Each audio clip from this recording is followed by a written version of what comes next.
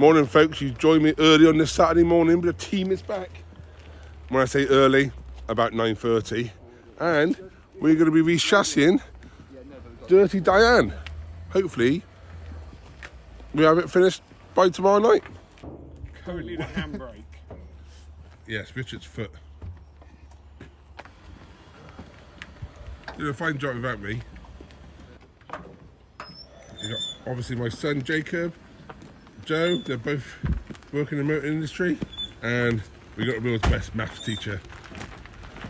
What is Cheap labour. Yeah, it's very cheap, it's free.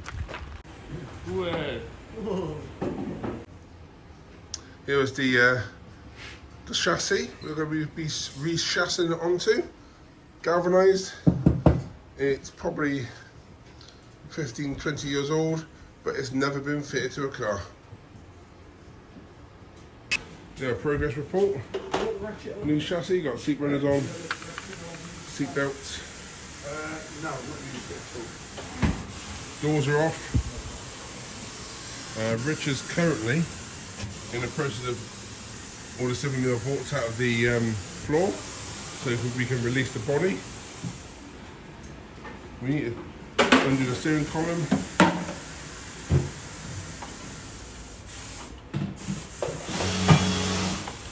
Boys have got the front wings off, and now I'm doing the gearbox. And yeah, we're getting on. We've got the two bolts in the boot to undo, and then the body is ready to come off the chassis. Apart from three naughty ones at the front there. Oh, well, you can cut these off with a grinder.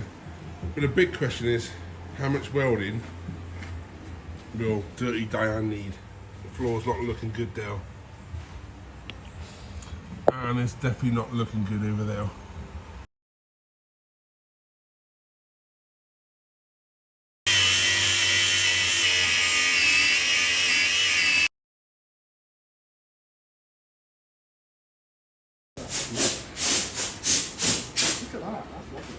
There we go folks, we have stripped the chassis, we've got the arms to get off now.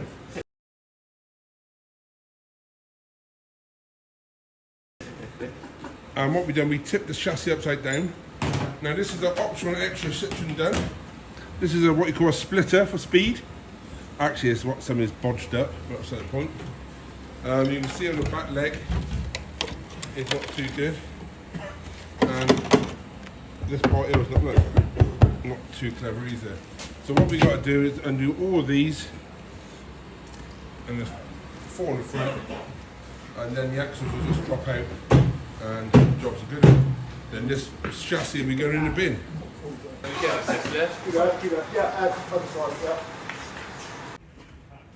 Oh gosh, she's off the chassis. I think there's quite a bit of welding needed. Front floor's not looking good. There's a lot of daylight on that side. Let's see what it's like underneath. Oh dear.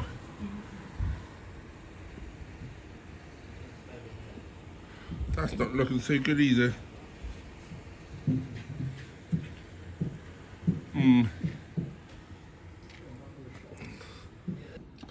I noticed this too. See this crack?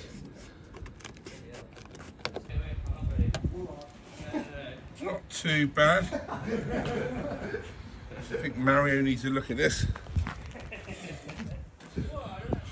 Oh, God, that's a bloody trash. What we found? It's just a normal thingy spider, isn't it?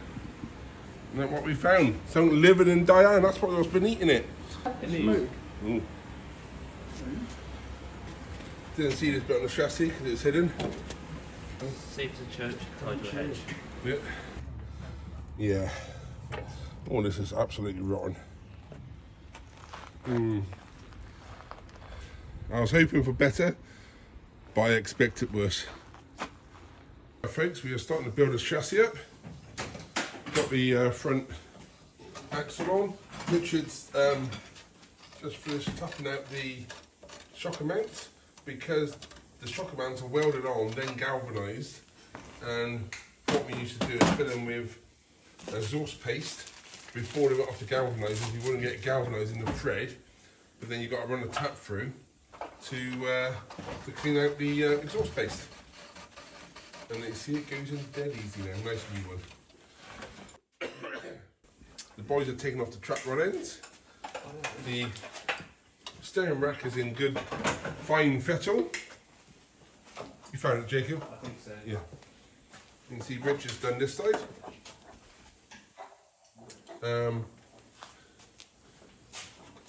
We've got a new plastic fuel pipe running along the chassis. On that side there is a new brake pipe. We kept the old metal tank because there's nothing wrong with it. Normally I would suggest placing it with a petrol one, but we had a good look and it's fine.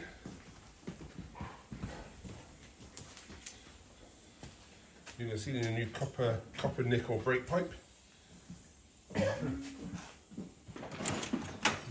This is a track rod end we've taken out. We're just going to get a tool to undo the end cap because we've got to replace the boots because they're all perished. Am I getting this right? So that goes in there. And we can check the track rod ends and see what they're like. Goes on there. And there should be another wash. Hiya folks, thanks for watching this video. This is just a quick reminder for you to subscribe to our newsletter. There's a link below. You'll also receive our free ebook, the 2CV Buyer's Guide, and it's the best way for keeping up to date what's going on at a 2CV shop. Now, back to the video. Now this is a early 50s 2CV van. Richard, a customer of ours who owns it, asked us to convert it to electric. And the battery is in the back of the van. And the customer didn't like the look. The customer didn't like the look of the battery. So we have purchased a second-hand 1930s, probably 1920s old suitcase and modified it to sit over the battery pack. Instead of seeing a modern battery pack, we have hidden it under this period crate. Here's the chassis. Rich is just finishing bolting the exhaust on. It's all done, all built up. New brake pipes, fuel pipes. Now we're just waiting for Mario to finish building it up. We're still in the process of rebuilding the engine.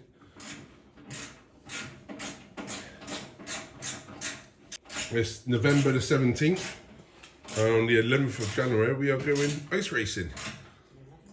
And we'd like to test drive it for a few hundred miles first. So see if the car can get slightly further than Salisbury Plain.